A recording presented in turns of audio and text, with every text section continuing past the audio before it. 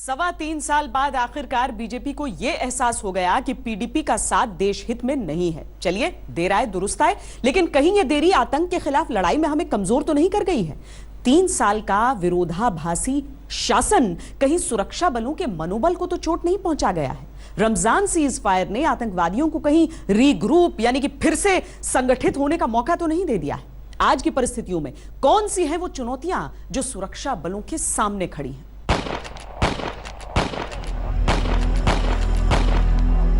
वो हमारे कश्मीर के अंदर वो हमारे नहीं हो सकते, वो हमारे नहीं हो सकते। ये ड्रामाबाजी कब तक चलेगा? कब तक हमारे जवानों को आप मारते जाओगे? एक के बदले जो मेरा भाई गया वो औरंगजेब टाइगर था, तो उसके बदले 100 बदले चाहिए। ये वो तस्वीर थी जिसने पूरे देश के सामने एक सवाल खड़ा कर दिया कि कब तक आतंक के खिलाफ लड़ाई में जाबाज सिपाही मोहरा बनेंगे, कब तक सियासी दांवपेच के प्रयोगों के बदले सपूतों के जनाजे उठाए जाते रहेंगे। ये एक ऐसी मुलाकात थी जिसने ये ऐलान कर दिया कि शहादत का बदला लिया जाएगा और जरूर लिया जाएगा। आतंकियों के हौसले कितने भी क्यों न बढ़ जाएं, उन्हें कोई बचा नहीं पाएगा, उनका अंत निश्चित है। सेना के साथ खड़े देश के गुस्से की गर्मी में सियासी गठबंधन की गांठें खुल गई। राज्यपाल शासन के जरिए सेना को शक्ति सौंप दी गई। पहले ही दिन सेना ने बोहनी के तौर पर 3 आतंकवादियों को मौत के घाट उतार दिया। तब से लेकर अब तक 10 से अधिक आतंकी मारे जा चुके हैं। हमारे ऊपर किसी तरह का पॉलिटिकल इंटरफेरेंस नहीं है। जैसे आपने बार बार सुना होगा, फौज को अपनी कार्रवाई करने के लिए किस तरह से अपने ऑपरेशन करने हैं, उस पर कभी किसी तरह की रोक नहीं लगाई गई है। हम लोग, हमारे बड़े स्ट्रिक्ट रूल्स ऑफ एंगेजमेंट होते हैं, उसके तहत हम कार्रवाई करते हैं और उसी के तहत हम आगे की कार्रवाई करते रहेंगे। शक्ति के संतुलन में सेना का पलड़ा तो भारी हो गया है, लेकिन सच्चाई ये भी है कि सेना की चुनौतियां भी कई गुना बढ़ गई हैं। घाटी में शांति बहाली की जिम्मेदारी अब सेना के हाथों में है और देश को सेना से बहुत उम्मीदें हैं।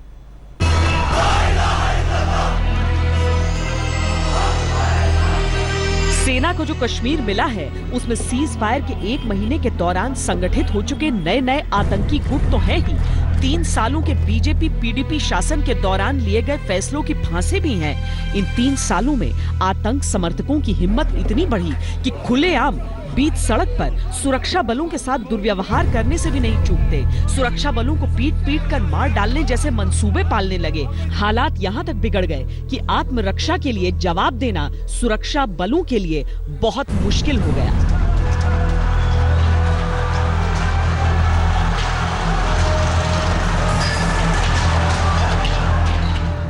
राजनीति के पेचों में फंसकर घाटी की स्थितियां सुधरने की जगह और बिगड़ी। अब जब राजनीतिक आदेशों की बाध्यताएं कम हैं, तो हालात को सामान्य करना सेना के लिए पहली और सबसे जरूरी चुनौती है। घाटी में मौजूद आतंक और आतंक के समर्थकों तक ये संदेश साफ साफ पहुंचाना होगा कि सुधर जाओ, नहीं तो सिधा दिए जाओ।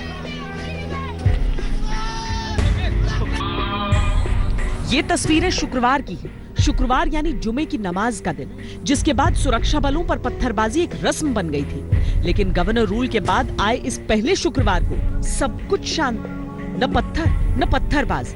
जैसे या तो पत्थर खत्म हो गए या पत्थरबाजों का गुस्सा शांत हो गया। लेकिन हम बता दें कि इस खामोशी के पीछे किसी पत्थरबाज का बदला हुआ मन नहीं, सेना की बंदूकों का खौफ है। उन्हें अच्छी तरह मालूम है कि अब कोई भटका हुआ नौजवान बताकर बचाने नहीं आएगा। सेना के सामने चुनौती इस स्थिति को बनाए रखने की होगी, क्योंकि अब तक अलगाववादी और आतंकी नए सिरे से पत्थरबाजी की योजनाएं बनाने में जुट चुके होंगे। वो भले ही अभी कुछ दिन शांत रहे, लेकिन पलटवार करेंगे। नौजवानों को हिंसा और पत्थरबाजी के लिए उकसाने के लिए अलगाववादी बंद जैसे आयोजनों का हथकंडा अपनाएंगे। कुछ नहीं, थोड़ा बहुत एक्टिव वायलेंस हो सकती है, बढ़ेगी, प्रोटेस्ट होंगे, but you have to control them। घाटी में पहली बार विरोध प्रदर्शन के लिए पत्थरबाजी का इस्तेमाल साल 2008 में हुआ था। जब 2010 में यह नियमित रूप से होने लगा, तब सेना ने उसे चंद महीनों में काबू में कर लिया था। लेकिन 2015 में जो पत्थरबाजी फिर शुरू हुई, वो अब तक नियंत्रण में नहीं आ पाई है। पत्थरबाजों और घाटी के अलगाववादियों का लिंक सीधे पाकिस्तान से जुड़ता है। सेना के सामने चुनौती इस नेक्सस को तोड़ने की भी है।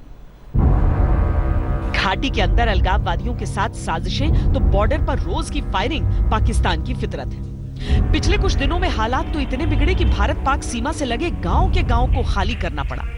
भारतीय जवानों ने ईंट का जवाब पत्थर से दिया और तब पाकिस्तान को भारत के सामने गिड़गिड़ाना पड़ा। पर वो पाकिस्तान का केवल पैंतरा था।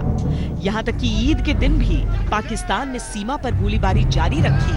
हमने उस दिन भी अपना एक जवान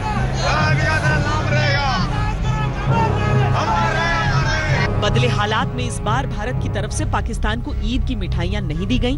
भारत पाकिस्तान के बीच श्रद्धा का केंद्र बाबा चमलियाल मेला नहीं लगाने का निर्णय लिया गया। लेकिन ये गुस्सा सिर्फ सांकेतिक है। पाकिस्तान को रणनीति के धरातल पर एक ऐसा सबक सिखाना होगा कि वो अंजाम से कांपे, क्योंकि इतना तय है कि पाकिस्तान चुप नहीं बैठेगा। अभी वहां चुनाव होने हैं, सारा ध्यान वहां केंद्रित है और हर चुनाव का मुद्दा हमेशा पाकिस्तान में सिर्फ कश्मीर रहा है। उनको तो कश्मीर में पीस पसंद नहीं है, वो तो कुछ भी करेंगे ताकि ये बिगड़ती रहे। तो या वो LOC पे करते हैं या इंटरनली करते हैं, वो दोनों करते हैं। ये तो आगे पता लगेगा कितना होता है। उनके यहाँ भी इलेक्शंस आने वाली हैं, उसके लिए वो क्या करना चाहेंगे। पाकिस्तान में राजनीति का अस्तित्व ही कश्मीर और भारत विरोधी एजेंडे पर टिका रहता है। लिहाजा ये मानकर चलना चाहिए कि चुनावों में असर डालने के लिए पाकिस्तान की तरफ से किसी बड़ी हरकत को अंजाम दिया जा सकता है। सेना को अतिरिक्त सतर्क रहना होगा, खुद को अलर्ट मोड में रखना होगा किसी भी स्थिति से निपटने के लिए। पाकिस्तान की तरफ से हाल ही में यह बयान भी जारी किया जा चुका है कि जम्मू कश्मीर में बदलते राजनीतिक हालात पर उसकी नजर है। इसके अलावा जिस तरह यूनाइटेड नेशंस में भारत विरोधी रिपोर्ट UNHRC में पेश की गई और बाद में UNHRC चीफ अलराद की तस्वीर पाकिस्तानी ISI और हुर्रियत नेताओं के साथ सामने आई, वो पाकिस्तानी खुराफातों की तरफ ही इशारा करती है। सेना को पाकिस्तानी प्रोपेगेंडा से सावधान रहना होगा और हाफिज मक्की जैसे आतंकियों की चालों से भी। जब से गवर्नर रूल लगा है तब से भारतीय सियासत में मौजूद कुछ एलिमेंट्स भी तेजी से सक्रिय रहे हैं, जो कश्मीर में आजादी की मांग को भड़काना चाहते हैं। लगातार ऐसी बयानबाजी शुरू हो गई है, नए नए फॉर्मूले सामने आने लगे हैं। आजादी दूसरी तरीके से मिल सकती है, जिसमें पाकिस्तान और हिंदुस्तान की बाउंड्रियां न बदलें और जम्मू कश्मीर के पहले 5 खत्ते और अब हिंदुस्तान के जेरी इंतजाम 3 खत्ते हैं, ये आराम की नींद सोएंगे, डिग्निटी भी होगी, पीस भी होगा और कोई उनकी इज्जत का कोई सौदा गलत नहीं होगा। They will not have compromised the principle of politics. इसके अलावा पत्थरबाज और मसर्रत आलम जैसे देश विरोधियों के साथ हमदर्दी रखने वाली PDP भी आक्रामक होगी। बीजेपी ने तो अपना मिशन 2019 घाटी से शुरू भी कर दिया है। सेना को सियासत के संवैधानिक अधिकारों को बचाए रखते हुए घाटी के हालात पर नियंत्रण रखना होगा। ये काम मुश्किल जरूर है, लेकिन भारतीय सेना मुश्किल कामों को आसानी से अंजाम तक पहुंचाना जानती है, इसमें किसी को संदेह नहीं। धरती की जन्नत से कश्मीर कब और कैसे बन गया आतंक का जहन्नुम। कश्मीर की मौजूदा परिस्थितियों की कहानी बीते सालों के इतिहास में दर्ज है। पन्ने पलटने पर पता चलता है कि कैसे और कब कश्मीर की राजनीतिक समस्या पाकिस्तानी हाथों का मोहरा बन गई।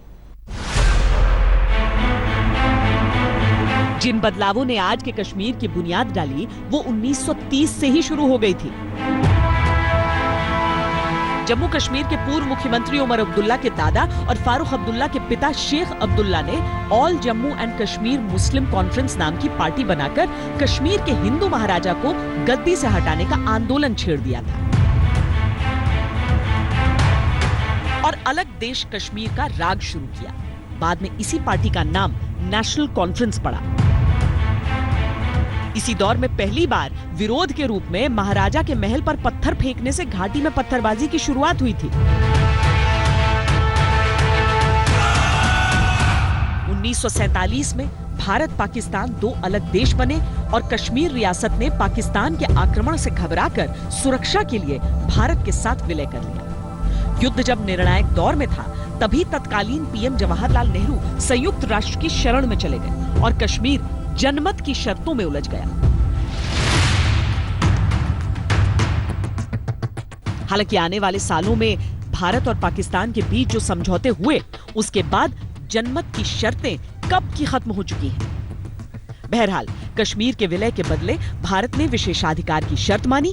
कश्मीर में धारा 370 लागू किया गया, जिसके अनुसार जम्मू कश्मीर के लोगों को भारत और कश्मीर 2 जगहों की नागरिकता मिली, अलग झंडा मिला, विधानसभा को 6 साल का कार्यकाल मिला। शेष भारत को जम्मू कश्मीर में जमीन खरीदने के अधिकार से दूर रखा गया। इसके अलावा वहां राजनीतिक अस्थिरता की स्थिति में राष्ट्रपति शासन नहीं बल्कि राज्यपाल शासन ही लग सकता है। 1953 में अब की भारतीय जनता पार्टी और तब की जनसंघ के संस्थापक श्यामा प्रसाद मुखर्जी ने एक विधान एक संविधान के तहत कश्मीर के विशेषाधिकार को चुनौती देते हुए धारा 370 पर सवाल उठाए। उन्हें जेल में डाल दिया गया, जहां कुछ समय बाद उनकी मृत्यु हो गई। पहले जम्मू कश्मीर में मुख्यमंत्री नहीं होते थे, प्रधानमंत्री होते थे, लेकिन संविधान संशोधन के साथ ही ये स्थिति बदली। 1957 में वहां पहली बार विधानसभा चुनाव हुए और तब से लोकतांत्रिक राज्य सरकारें आती जाती रही। लेकिन 90 के दशक में आतंकवाद ने जो वहां दस्तक दी, तो कभी हालात पूरी तरह काबू में आ ही नहीं पाए। ऑपरेशन ऑल आउट से उम्मीदें जगी हैं, सियासत दूर रहे तो शायद तस्वीर सुधर सकती है। अभी के लिए इतना ही। देश और दुनिया की बाकी खबरों के लिए आप देखते रहिए आज तक। लेटेस्ट खबरों के लिए यूं ही देखते रहिए आज तक, और इस वीडियो के पसंद आने पर लाइक, शेयर और सब्सक्राइब करना ना भूलें।